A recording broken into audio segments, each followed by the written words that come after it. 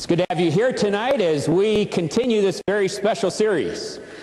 And tonight we're going to be dealing with the topic of the New Age movement and the evolution of man. 5 months ago, I boarded an airplane in Sydney, Australia for a 12-hour flight across the Pacific to Los Angeles, California. And whenever I make a long-distance flight, I'm always eager to see who I'm going to be sitting next to. Going from California over to speak in Australia in April, sat next to a Jewish couple from New York, both PhDs in sociology, and we had a wonderful time discussing the Jewish Messiah and going through the Old Testament. And they kept saying, boy, I didn't know that was in there. I didn't know that was in there. And we've since been corresponding.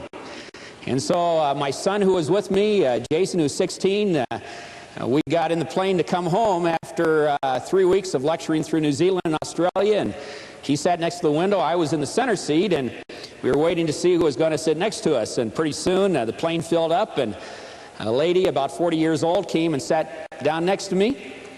And it was obvious she had an Australian accent. And so I asked her, I said, why are you going to the United States? And she said, well, I'm a professor here at one of the leading universities in Australia.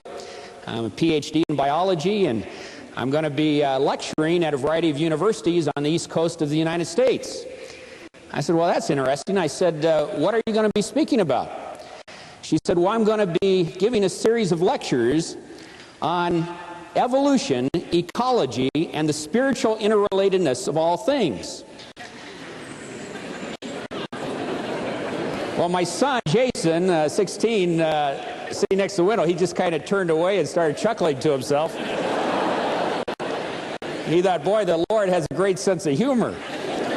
And so I just got into a little conversation. I said, well, tell me, I said, this interests me. I said, what do you mean when you say evolution? And then she started telling me, she said, well, evolution began 15 billion years ago. There was a hydrogen explosion, she said, and energy moved out and began to crystallize galaxies and stars and planets. And about 4.5 billion years ago, she said, our Earth began to form. And about 3.5 billion years ago, life, green algae began to evolve here on Earth. And then you had single-cell amoeba and fish and amphibians, reptiles, and then it evolved upwards finally to mammals, achieving Homo sapien. She said about 1 million years ago we were actually, she said, swinging in the trees, and about 1 million years ago our tails fell off and we started walking upright. And she went on for about 30 minutes telling me all about this. I said, well, that's really interesting. I said, well, what do you mean when you say that we are spiritually interrelated with all things? She said, you know, we're all one with nature. She says the earth is our mother. And we have all evolved out of Mother Earth. And we are all part of the same hydrogen explosion. And so we're one with the universe, one with the cosmos. And so we all share the same spiritual interrelatedness. I said, well, you know, that sounds a little like New Age. She says, oh, you know about New Age? I said, oh, a little bit. And she said, oh, yeah. She says, this is basic New Age. It's becoming the philosophy that everybody's accepting. And she went on to tell me all about it. And after about an hour of her telling me all this, she said to me, she said, well, what do you do? I said, well, you know, it's interesting. I said, I've been over here in Australia and New Zealand for 3 weeks speaking on the same thing. She said, you have? I said, yes. I said, I've been speaking on why evolution is scientifically impossible, and all the scientific evidence points to the fact that we are a unique creation of God and we're not spiritually interrelated with all things.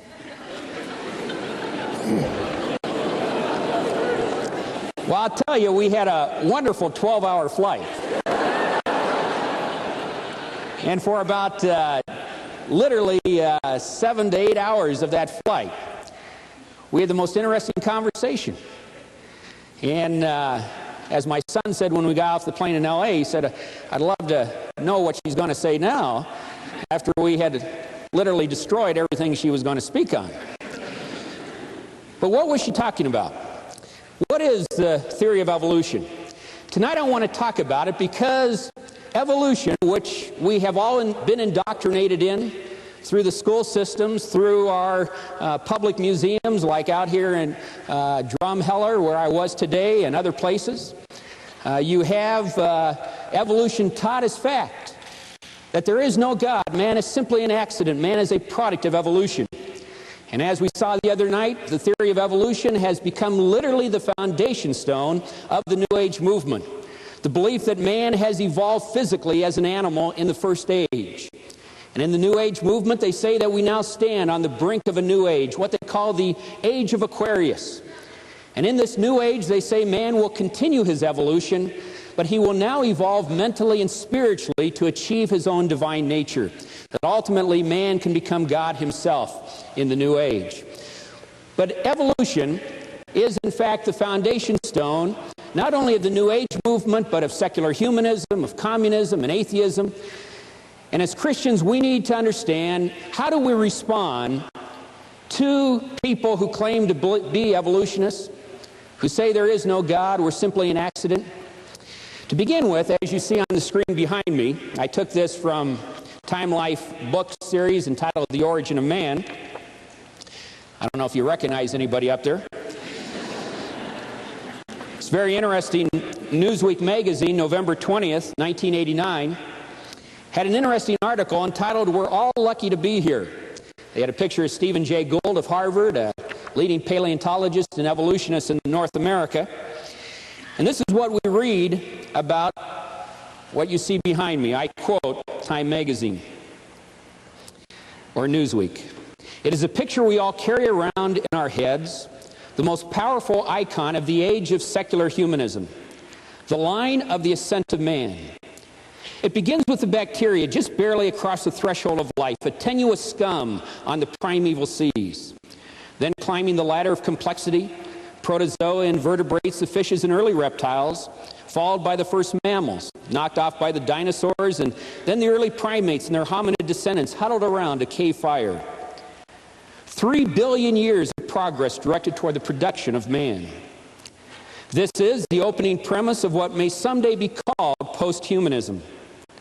Science, having toppled God the Creator and exalted man, now wants to raise the rest of bacteria and the seething mass of terrestrial life up alongside himself. This view asserts that there is nothing inherent in the laws of nature that directed evolution toward the production of human beings. There is nothing predestined about our current preeminence among the large terrestrial fauna.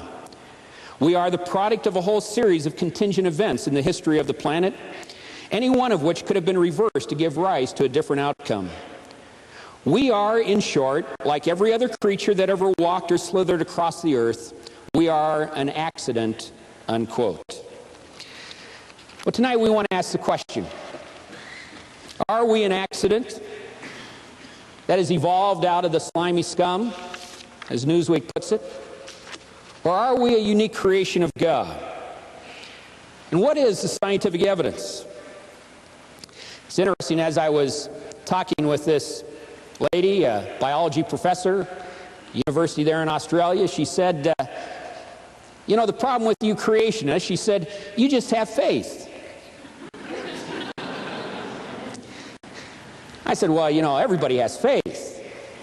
I said, you had faith when you got on this airplane that it was going to hold you up. You had faith in the pilot you had never seen, that he knew how to fly. I said, everybody has faith. I said, it's not a question of faith.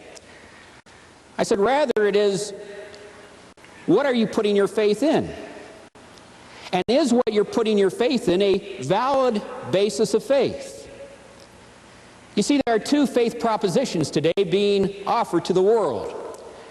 In fact, they are two basic worldviews, two philosophies of life that are competing today for the minds and hearts of school children and people throughout the world. One is evolution, and the other is creation. On the one hand, we have that man is nothing but an accident, evolved out of the slimy algae. On the other hand, we have Genesis 1:1 that says, in the beginning, God created. Now,